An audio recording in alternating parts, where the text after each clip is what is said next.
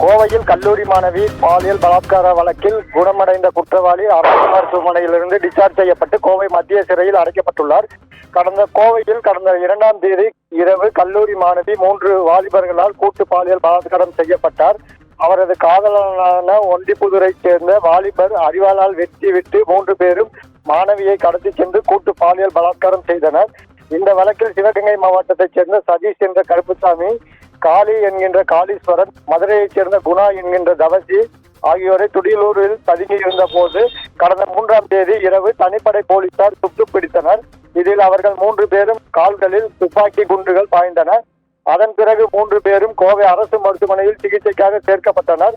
அங்கு அவர்களுக்கு கால்களில் பாய்ந்த இருந்த துப்பாக்கி குண்டுகள் அறுவை சிகிச்சை மூலம் அகற்றப்பட்டது. தொடர்ந்து அவர்கள் 3 பேரும் அரசு மருத்துவமனையில் உள்ள கைதிகள் வார்டில் அனுமதிக்கப்பட்டு காவல்துறை பாதுகாப்புடன் சிகிச்சை பெற்று வந்தனர். இந்த வழக்கில் 1 மாதத்திற்கு குற்றப்பத்திரிகை தாக்கல் செய்யப்படும் என்று குற்றவாளிகளுக்கு தண்டனை பெற்றுக் கொடுக்க நடவடிக்கை எடுக்கப்படும் என்று முதல்வர் மு.க.ஸ்டாலின் உத்தரவு போட்டிருந்தார். இதைத் தொடர்ந்து பீளமேடு காவல் ஆய்வாளர் அர்ஜுன்குமார், கூடுதல் விசாரணை ஆய்வாளர் ரதா ஆகியோர் தீவிர விசாரணை நடத்தி வருகின்றனர். குற்றவாளிகளை போலீசார் காவலில் விசாரணை நடத்துவது மற்றும் குற்றவாளிகளை அடையாளம் காட்ட மாணவி முன்பு அடையாள அணிவகுப்பு நீதிபதி முன்னிலையில் நடத்துவது போன்ற நடவடிக்கைகளில் போலீசார் ஈடுபட உள்ளனர்.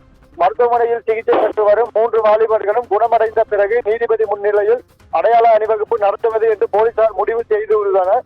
இதற்காக அவர்கள் குணமடைய காத்திருந்தனர். இந்நிலையில் காவல்துறையினர் துப்பாக்கியால் சுட்டு பிடித்த போது மதுரையைச் சேர்ந்த குணா என்கின்ற தவசி ஒரு காலில் மட்டும் குண்டு பாய்ந்திருந்தது. அவர் தற்பொழுது அறுவை சிகிச்சை பிறகு குணமடைந்து விட்டார்.